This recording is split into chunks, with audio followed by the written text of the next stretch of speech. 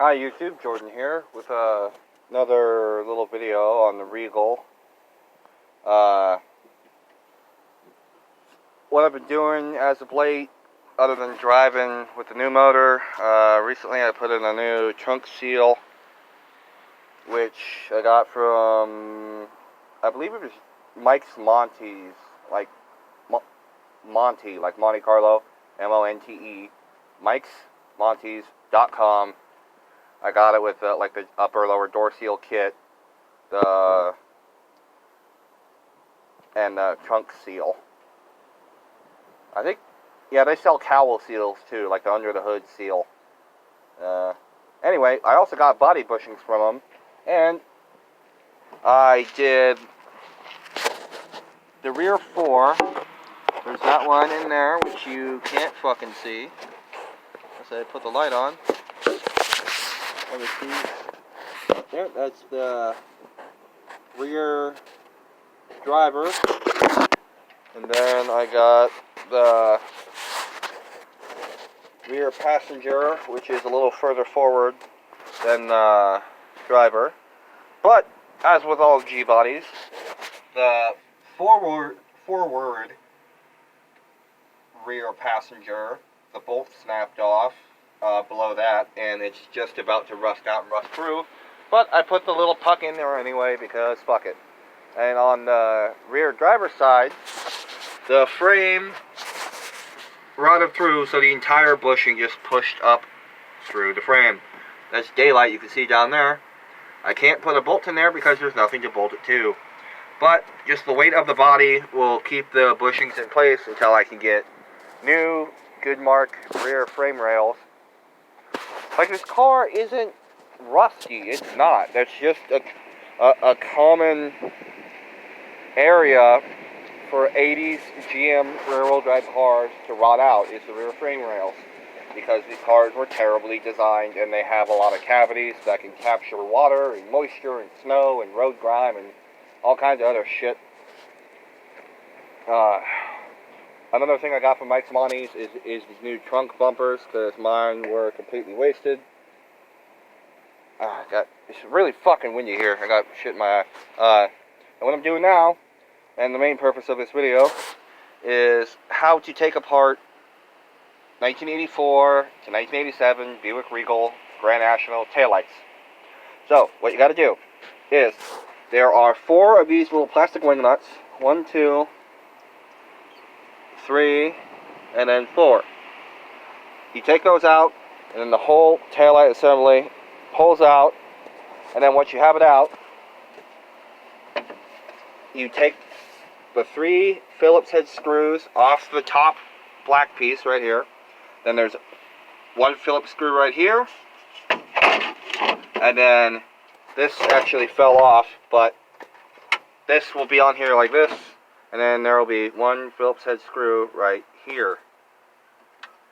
Sorry if the video keeps going a little sideways, my phone's stupid. Yeah, there will be another Phillips screw underneath, just like there was on the top. And then there's 1 more Phillips screw right here underneath, and then 1 more right here underneath. And then those are all the screws that hold the trim piece to the headlight itself. I mean, taillights. Sure. Alright, and how you get this off is you take your fingers, put at least 2 on the reverse light, take your thumb, and then pop it up and over the reverse light. It won't work if you try to do it the other way for some reason, but it works when you do it like this, and then just continually slide it over, and then be careful not to break it, and there you go. It will just pop off. Now, how you take the rest of it apart, I'm not going to do this one because I'm not taking this one apart further than this. There's 1 hex / Phillips screw on the reverse light.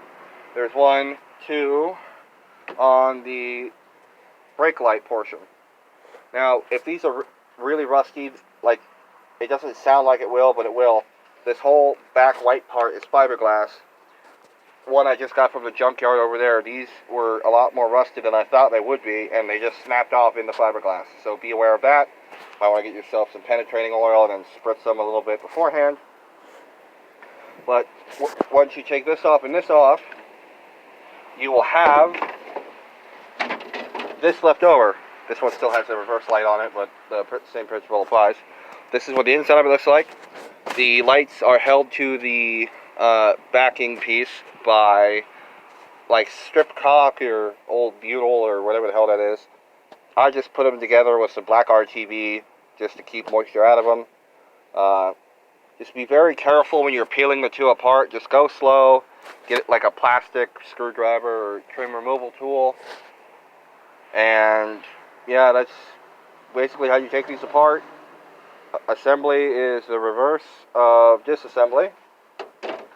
And yeah, that's pretty much it. That's all I was really doing here today.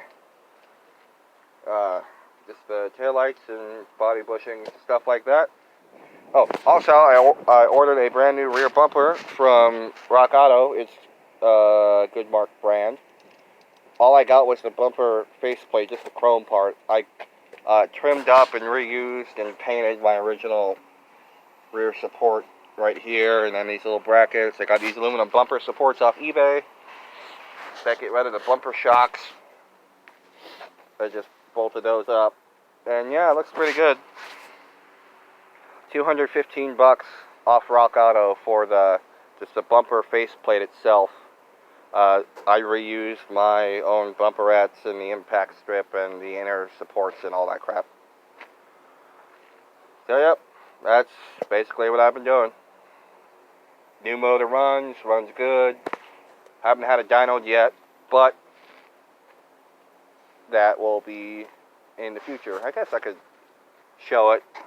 Got the hood popped up already. Yep, there it is. 1971 Buick 350, stock bore, 3-liter V6 flat top pistons. This is about 9.75 to 1. Got the 800 CFM Quadrajet, TA, HEI, TA, aluminum intake. It's got A-body hooker headers, which actually fit the G-body surprisingly well. Champion radiator. Hooker. Yep, runs pretty good. Yep, that's all I got for today.